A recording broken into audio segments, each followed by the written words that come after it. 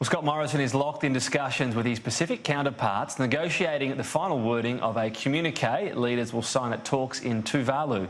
The Prime Minister is attempting to downplay Pacific leaders' climate concerns, of arguing Australia is doing enough domestically to curb emissions.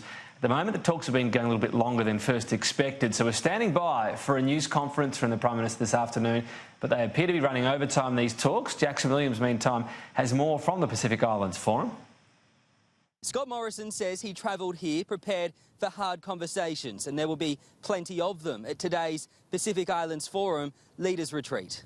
The Prime Minister of Samoa warning Pacific leaders will go hard on Australia during today's retreat to get the Pacific's biggest power to do more to tackle climate change. In addition to announcing $500 million in Pacific climate change resilience funding, Mr Morrison is trying to push the coalition's climate credentials, telling forum leaders that his government has turned around an emissions deficit inherited from Labor. The opposition say that's laughable. It's no good going to a conference and reallocating $500 million of foreign aid with no new money and pretending that you're making a big difference. Mr Morrison also talked up Australia's deep commitment to the region in the face of attempts by small island nations to have references to a rapid Australian transition away from coal included in the communique. But Australia has been working hard to soften the tone of the language, and it appears some leaders are willing to compromise. How do you think it'll go with the issue of phasing out of coal in the communique?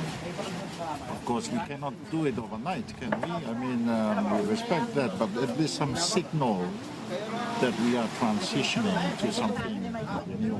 That would be very, very positive. While willing to compromise on the rhetoric, Tuvalu's PM unwilling to compromise on the threat he says climate change poses. And people are dying on the street. Do we need to see more in order to prove that climate change is happening? New Zealand's Prime Minister Jacinda Ardern, also in Tuvalu, says Australia has to explain itself to the Pacific with its climate change action. But her Foreign Minister has defended Australia, warning against hypocritical attacks from Pacific nations propped up by China's coal-fired economy. There are many Pacific countries that are seeking loans, cheap loans from China. Now, those loans are on the backs of coal-fired everything in mainland China, as we well know.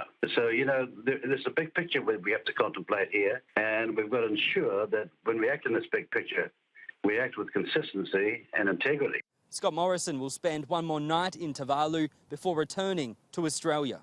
A post-forum dialogue will take place here in Tuvalu tomorrow. The United States and China both bringing large delegations, highlighting the increased strategic competition and contest for this region.